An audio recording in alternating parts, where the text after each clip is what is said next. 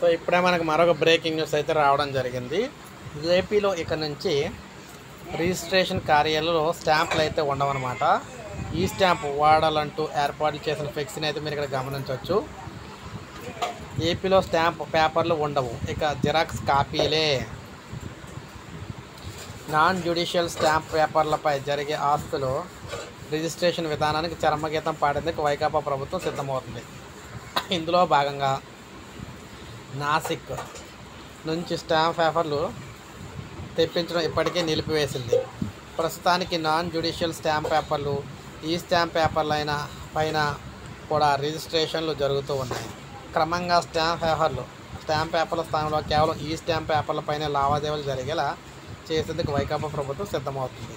రెయిన్బోలు స్రవించి సంపాదించిన డబ్బుతో జీవితంలో 1-2 సార్లు మాత్రమే జరిగే ఆస్తుల కొనుగోలు రిజిస్ట్రేషన్ కేవలం కాగితాలపైనే, అంటే జిరాక్స్ మాదిరిగా చేయటం ఎంతవరకు సమంజసమని ప్రజలు ప్రభుత్వాన్ని ప్రశ్నిస్తున్నారు.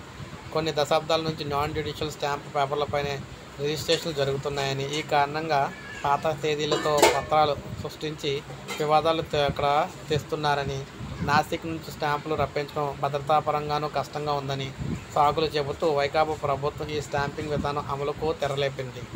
నిజానికి నాన్ జ్యుడిషియల్ స్టాంప్ పేపర్లు అయితే ఎంతకాలమైనా కూడా దాచుకోవడానికి వీలుగా ఉంటాయి, కానీ ఈ స్టాంపులు మన్నిక కూడా తక్కువ. ఇవి ఇంచుమించు జిరాక్స్ కాపీల్లాగే కనిపిస్తూ ఉన్నాయి. విలువైన ఆస్తుల కొనుగోలు విషయంలో ఇలాంటి ప్రయత్నాలు తగవని జనం అయితే మండిపడుతూ ఉన్నారు. రిజిస్ట్రేషన్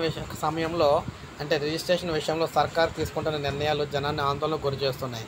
ఈ మధ్య కార్ట్ 2.0 ప్రైమ్ డేటా ఎంట్రీ విధానం తీసుకొచ్చి గందరగోళం చేసింది. తాజాగా పబ్లిక్ డేటా ఎంట్రీ విధానం తీసుకురావాలని భావిస్తుంది.